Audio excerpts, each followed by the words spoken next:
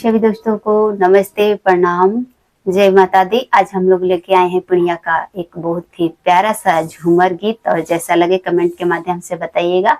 अच्छा लगे तो लाइक करिए, अगर चैनल पर नए हैं तो सब्सक्राइब करिए। चलिए दोस्तों, सुनते हैं पिड़िया का गीत।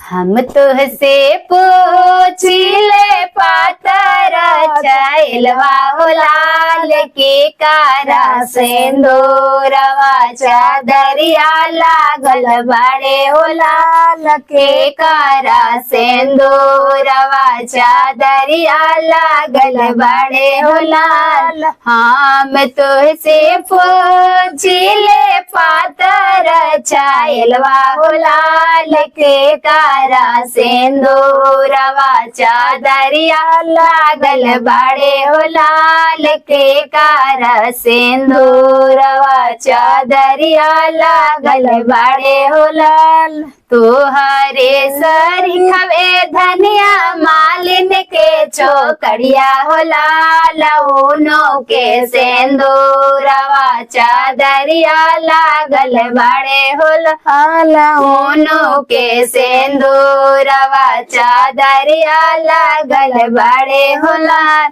बड़ी जीनाए सासू अपना बेटवा हो लाल, राउर बेटा छायला मालिनिया से लो भैले हो लाल, राउर बेटा छायला मालिनिया से लो भैले हो लाल। कोई से में मर्जी बहुअर अपना बेटवा हो लाल, हमर बेटा छायला बारे जलो ना माने हो लाल, हमर बेटा छायला बारे जलो ना माने हो लाल।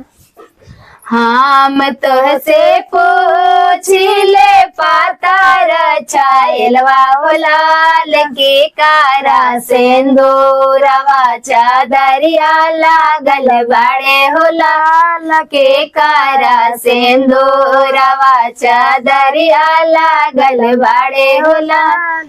तोहारे सरिखवे धनिया दर्जिन के छोकड़िया हो लाल, ऊनो के सिंदूरवा चादरिया लागल बाड़े हो लाल, ऊनो के सिंदूरवा चादरिया लागल बाड़े हो लाल। बड़ी जीनाए गोतिनिया पाना देवरवा हो लाल, राउर देवर छायला दर्जिनिया से लो भैले हो लाल, राउर देवर छायला दर्जिनिया से लो भैले हो लाल।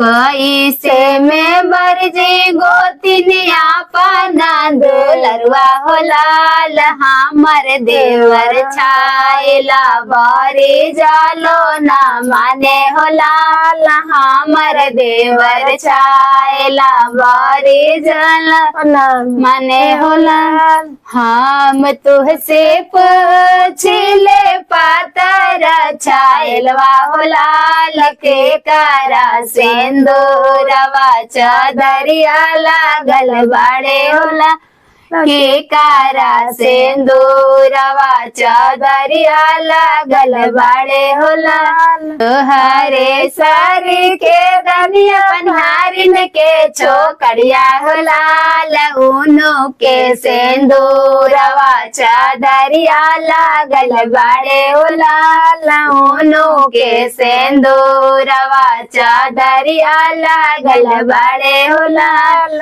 बड़ी जीनाए ननद अपना भैया हो लाल, राउर भैया छायला पनिहारिन से लो भैले हो लाल, राउर भैया छायला पनिहारिन से लो भैले हो लाल।